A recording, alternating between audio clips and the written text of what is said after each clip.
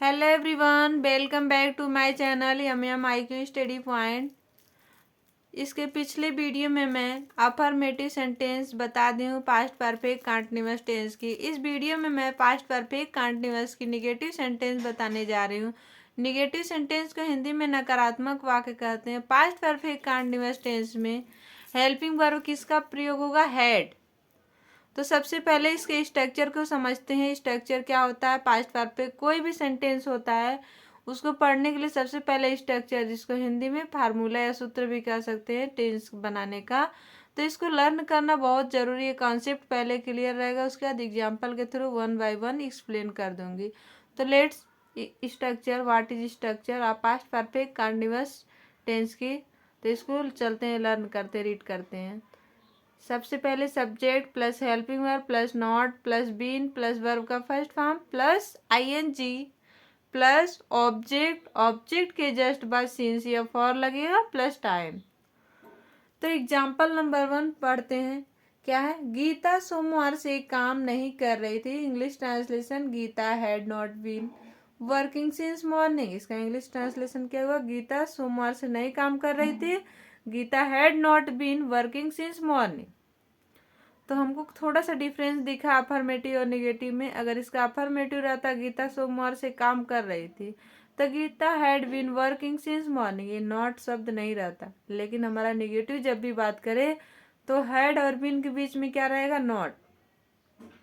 Gita had not been working since Monday. तो गीता हमारा subject, had हमारा हेल्पिंग वर्ब, हेल्पिंग वर्ब के not been working, work verb का first form plus ING मिलके working. Object रहेगा तो लगाएंगे, नहीं तो सिंस या फॉर। तो हमारा क्या है? गीता सोमवार से काम नहीं कर रही थी। सिंस हमारा क्या है? निश्चित टाइम डिक्लेयर कर रहा है, तो सिंस लगेगा, सिंस मंडे। आई होप आपको समझ में आया होगा। एग्जाम्पल नंबर 2 पढ़ते हैं। सीमा 2 दिनों से पढ़ाई नहीं कर रही थी। Seema had not been reading for 2 days।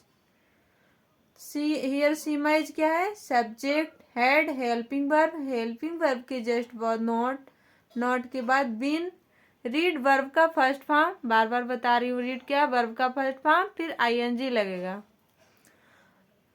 उसके बाद ऑब्जेक्ट है तो लगाएंगे, नहीं तो सिंस या फॉर प्लस टाइम भी डिनोट किया रहेगा। तो सिंस हमारा लगा यहाँ पे क्यों? मोहन 2 बजे से नहीं खेल रहा था। 2 बजे हमारा क्या है? निश्चित टाइम डिक्लेयर कर रहा है। तो निश्चित टाइम की जब भी बात किया जाए तो क्या लगेगा? सिंस 2 o'clock, यानी मोहन 2 बजे से नहीं खेल रहा था। डिक्लेयर है, नहीं बोल रहा है कितने घंटे से, 2 बजे से। 2 o'clock हमारा क्या है? डिक्लेयर समय है। तो इस तरह से यहाँ पे सिंस लगेगा। एग्जाम्पल नंबर 4, वह 1 घंटे से मैच नहीं देख रहा था। He had not been watching match for 1 hour। देख रहे हैं हमारा इंग्लिश ट्रांसलेशन। ही क्या हमारा? सब्जेक्ट, हैड हेल्पिंग वर्ब और बीन के बीच में क्या लगा रहता है? Not. He had not been watching, watch हमारा क्या है? वर्ब का फर्स्ट फॉर्म, फिर ING जुड़ा रहेगा, वॉचिंग।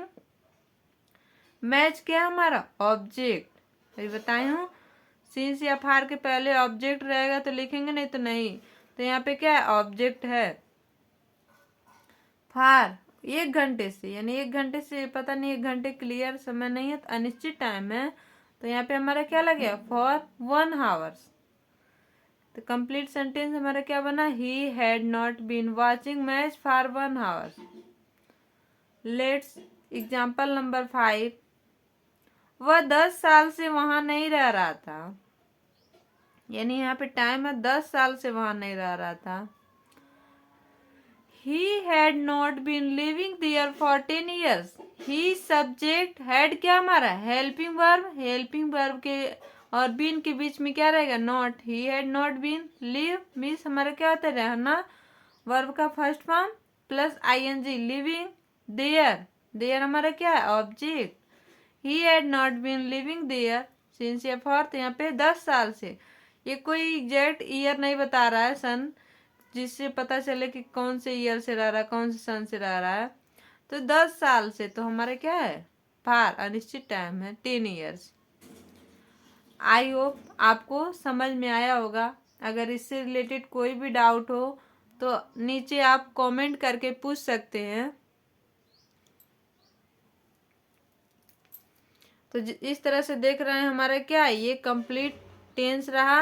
और इस तरह से और भी इंटरेस्टिंग वीडियो आप देखना चाह रहे हैं तो हमारे चैनल पर विजिट करिए और टेंस से रिलेटेड जो भी डाउट हो सभी डाउट को क्लियर करिए। वह 10 साल से वहाँ नहीं रह रहा था। देख लीजिए हमारे इंग्लिश का पूरा ट्रांसलेशन और ऊपर स्ट्रक्चर भी बता दी हूँ। और इसके पिछले वीडियो में मैं डिटेल बता दी हूँ इसका अफर्मेटिव सेंटेंस और पास्ट परफेक्ट कंटीन्यूअस टेंस का एक अलग वीडियो बनाई थी, उसमें रूल भी बता दी थी सारे, तो उसको भी पहले देख लीजिए। उसके बाद अफर्मेटिव सेंटेंस, इसमें नेगेटिव सेंटेंस और मैं जितना भी टेंस पढ़ा रही हूँ कंटिन्यू टेंस की क्लास आप लगातार देखिए। जो भी डाउट रहे बार बार कह रही हूँ आप कमेंट करके पूछिए। आई थिंक आप बहुत कुछ सीख कर जाएंगे। अगर वीडियो अच्छा लगे तो चैनल को लाइक और सब्सक्राइब करना ना भूलें। Thank you for watching.